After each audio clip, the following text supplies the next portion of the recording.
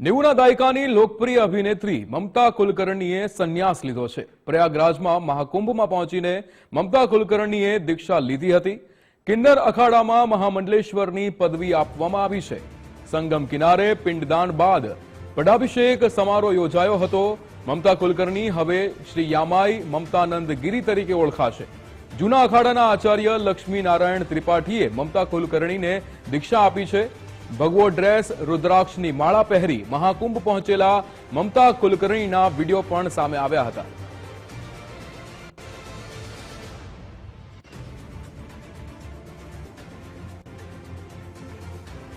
તો જે રીતે મમતા કુલકર્ણી કે જે હવે ભગવો ડ્રેસ અને રુદ્રાક્ષની માળા પહેરીને જે રીતે મહાકુંભ પહોંચ્યા હતા અને તેમણે દીક્ષા પણ મેળવી હતી।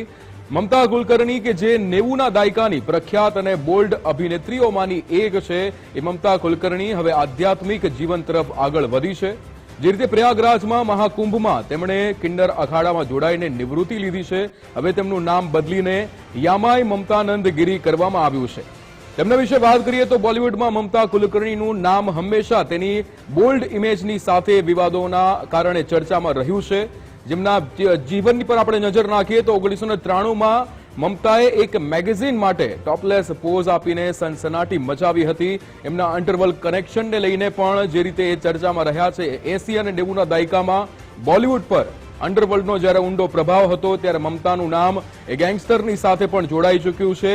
જે રીતે 1993માં મેગેઝિન માટે ટોપલેસ પોઝ આપીને એમણે સનસનાટી મચાવી હતી। 2016માં મમતાનું નામ ડ્રગની હેરાફેરીના એક મોટા કેસમાં પણ સામે આવ્યું હતું। તેમાં એક તેમના પતિ પર જે આરોપ લાગ્યા હતા તેમાં પણ તેમનું નામ પણ હતું।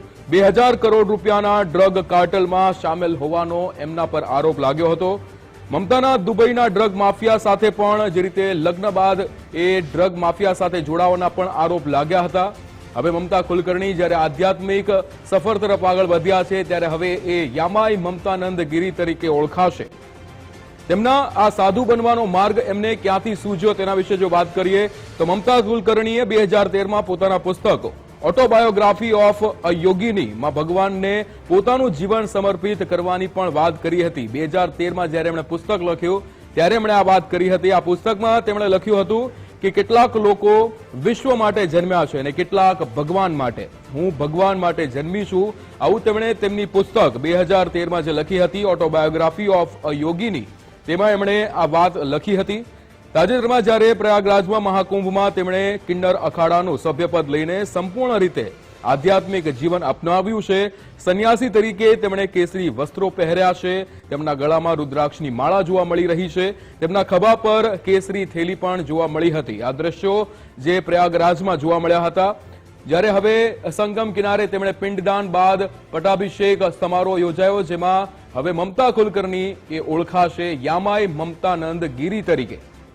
જૂના આચાર્યના જે રીતે અખાડાના આચાર્ય લક્ષ્મીનારાયણ ત્રિપાઠીએ મમતા કુલકર્ણીને દીક્ષા આપી છે પોતાની નવી ઓળખ સાથે। મમતાએ કિન્નર અખાડાના આચાર્ય મહામંડલેશ્વર લક્ષ્મીનારાયણ ત્રિપાઠી પાસેથી આશીર્વાદ લીધા અને પવિત્ર સંગમ કાંઠે એમણે પિંડદાન પણ કર્યું હતું। ઐતિહાસિક પગલા સાથે મમતાએ પોતાનું જૂનું જે વિવાદાસ્પદ જીવન હતું એ સંપૂર્ણપણે છોડીને સાધુ બનવાનો હવે એમણે નિર્ણય કર્યો છે।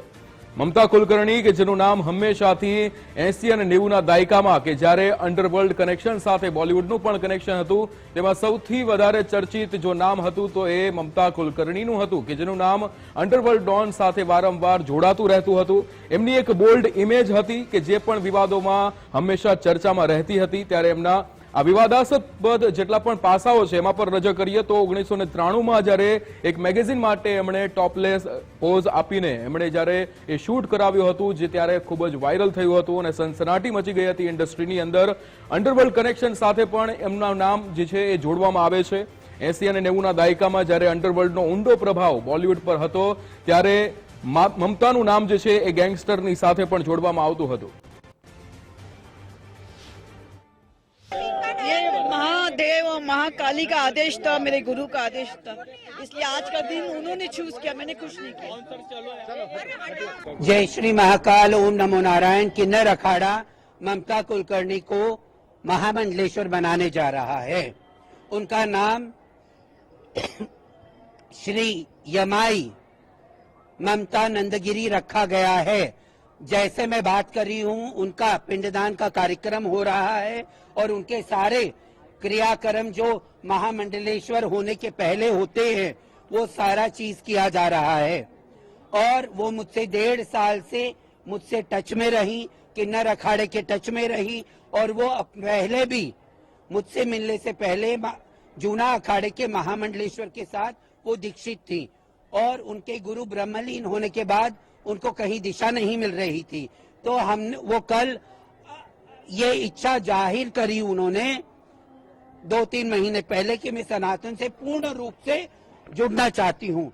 तो कल वो भी अखाड़े में आई, वापस आई और कही माता मुझे कुछ पद चाहिए।